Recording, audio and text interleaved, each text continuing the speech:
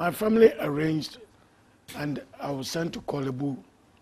I was in Kolebu for 3 weeks. And though it was 2 years ago, but I'd like to take this opportunity to give thanks to all those nurses and doctors who took care of me in Kolebu, especially one particular nurse who was bathing me. Oh, really? Yes. She was bathing me on my bed. She knows herself. I called her Helga, no, Hager 419. That's what I called her. Why? Because the first time she bathed me, I told her that on condition that I bath you.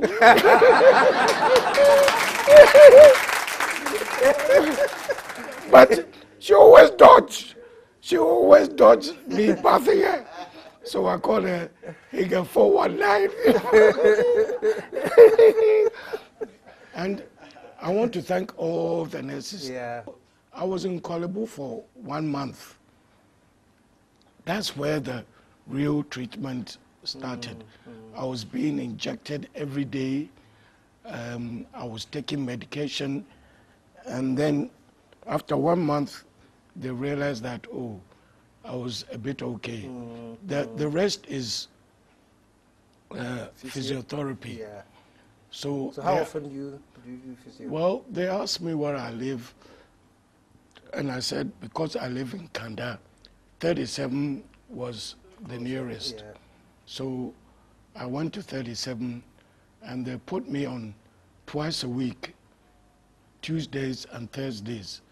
At 37, they're also very good to me. Yeah. If I'm Tuesdays and Thursdays, if I miss a day, I go the following day. That is free. And when I go to 37, they're always in fits of laughter. I could see. Because I really make them laugh. Because you see, I tell them that, yes, I'm sick, I accept, but I'm not an invalid. And anytime I go to Kolebu, everybody wants to open the door for me, everybody wants to do this for me, everybody wants to help me. At first, I thought it was the right thing. Then I realized that, but it is invalids who we all try to help. I'm not an invalid. I can move. So after just a week or so, I tell them, no, nobody should help me. I do everything myself. Then after some time, they brought some music into the physio? The gym. The gym, Yes, because doing physio, machines, you know, you need music to help you. And every time I go there, the music is playing, but everybody sits down. I told them, but this music is good. Get up and dance. And they told me I should take the lead. So even though my right arm is practically dead, I can hardly move it, and my right leg is getting stronger. Anytime I walk in the room and the music is playing, I showing some love. And I showed them that we're all doing physio. I'd love you to come there one day and let them know that I know people. But they know you know people. Yes, hey, but Kojo Dadson, you know everybody. when you come there, you will see that, Charlie, that is when you start thinking of yourself. Because all those who come there, very, very ordinary people, very ordinary people. You wouldn't have the slightest idea that this guy, there's something wrong with the person. But they've been diagnosed as having problems where they need physio. So I've been going to there for what, 2 years now. Now, it happened that, but I never stopped shooting. You never stopped? Shooting the movies. So you've been on? I've been on set still, because when this happened, when I was at Kolebu, the director of Home Sweet Home, he came to Kolebu to see me, visit me, and he said, as long as I can talk, he's going to give me a script. I said, but my arm, my leg, he said, no problem. So I've been shooting. Fantastic. Okay. Yeah. And I was on another program before I got sick. It was called Check Yourself. Yes. That one too, the director came to the house and said, as long as I can talk, it's my hand. So what he did, he wrote into the story that my character was sent to hospital. Yeah, and the hospital we went to was at Nyamiche Junction. It's called MAB Hospital. And when we went there, we were shooting, and my stomach was worrying me, so I wanted to find somewhere I could go to a washroom. And the doctor there said, I should come. He has a private washroom. When I got there, my hand was like this, and he saw me using my walking stick. He said, what happened to you? I said, I had a stroke. When? That was about 3 months ago. He said, if you had come to me as soon as it happened, you would have been, he told me, you would have been out of the wheelchair by now. When he said that, something came into me. I got some wild feeling as, this man can heal me. So when we finished shooting that day, I went and talked to him. I said, is it expensive? He said, the first session is 60 Ghana. After that, every time you come, it's 20 Ghana. So I came for the first session, and what they do there is reflexology. You saw how I was carefully say that. I always get it mixed up. But today, in fact, I've been practicing saying it. Reflexology? Yes. Because usually it twists my tongue. But I've been rehearsing all morning. That is the art of piercing under the feet.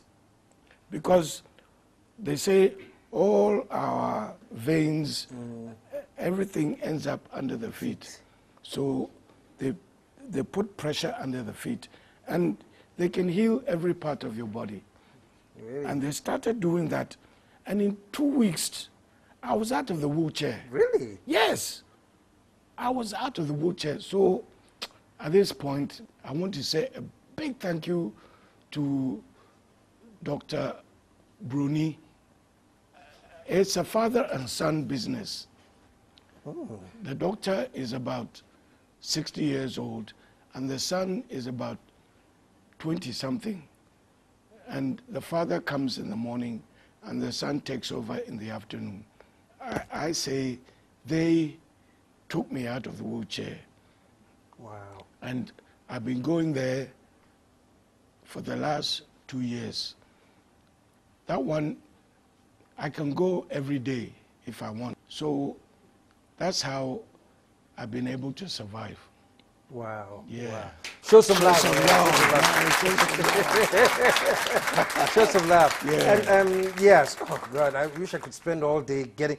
So, are they people listening? Some of the questions I can almost hear them asking, Yeah, yeah. are there any other signs before the driving thing? Do you have any hints? Are there any? Well, it's now, after the thing had happened, that I realized I was getting signs. Okay. At that time, I You didn't didn't realize realize. there were signs. Yeah, what were some of these? I kept getting anansi in my legs. I see.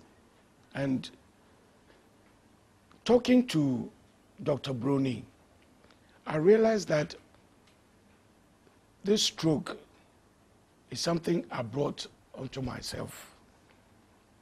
Because about 10 years ago, I was diagnosed as having diabetes. And I was going to the diabetic center at Kolebu. And they were giving me drugs. I was taking them. But after some time, I felt strong. So, typical black man, I thought, oh, my BBI. And the drugs, each time I went, it was the same drugs, metformin. But I felt I was strong. I was moving around doing everything. So I stopped taking it. I stopped taking all the drugs they gave me.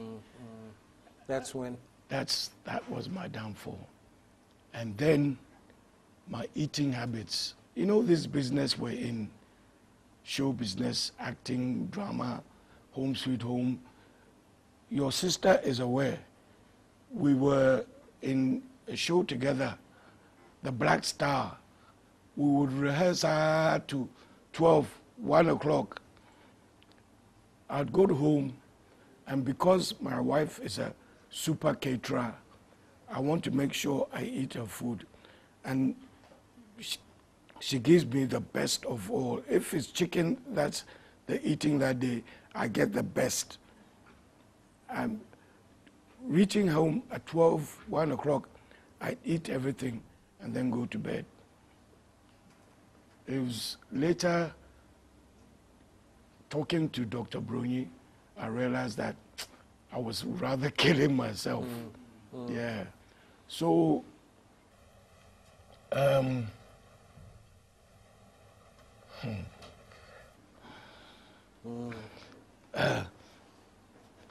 that's why I was happy when you called me to the show. Yeah.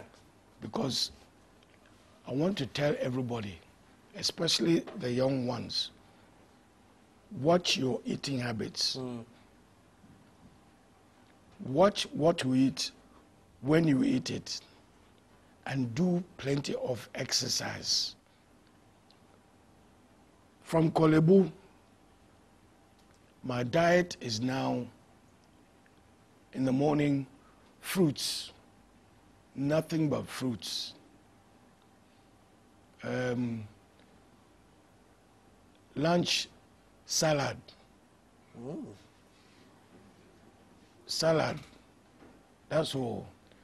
It's in the evening that maybe some rice, some yam, contomere, and plenty of vegetables. I wasn't this size some time ago. I was by the time of the shooting Illusions, I was big and big stomach. And when I started this diet, which they advised me at Kolebu, within 2 months, I'd come right down. Wow. So it's something I want to tell every Ghanaian. Watch what you eat and when you eat. And it's true that when you are giving any medication from a hospital, make sure you take all your drugs. I know, because I didn't take all my drugs. And you know what happened to me. Kojo, we really, really appreciate the courage you have. even to come and share this with us and advise us. And it's been really, really amazing. You're always a champion, man. You're always a champion. I'm sure even in this state, you know, the courage to come, tell us the whole story, tell us where you went wrong, and advise us that this thing is so easy to happen to anyone if we don't take care of ourselves. We thank you so much for coming. And tell me, what did you say? What did you point? So we come here. The welcome be up so catch could you? Oh, I said I am a wafa. Until near my catch and say, we be a better be a mom paba. I said, Sisia so cry we a juma. So when ye juma na would that for my canon ya. Sisia we a juma. Near 2 we bet me up to me. Until man, you know, men dear with a whole cry. Yeah, that's it. Yeah, that's it. But Kojo, we really appreciate your coming. I didn't know you had musicians in the studio. Oh, really? You would have? You should call me again. You come and do a song I'll for come us? and show my vocal dexterity. Yeah, this is going on record, so we'll call him again to come and that will show you really. Okay, okay. How the mambe busum. Okay. Folks, it's been great hanging out with these two legends. Antiama, all the way back from Ajvanaswa and still kicking chair steps, unprecedented. Show us some love, man. And of course, Kojo Dadson, Home Sweet Home, way back in Love Brood, the Talents Black Star, and on and on and on. Dr. Love. Dr. Love. Yeah. Dr. Love. Dr. Love, in which you were wearing your dreadlocks. And then, you know, suffering this stroke, but you're still trudging on and showing us the way. You're a champion and always be. Show your love one more time, man. All right. Folks, stick around. This has been great, but there's more to come. We'll be right back.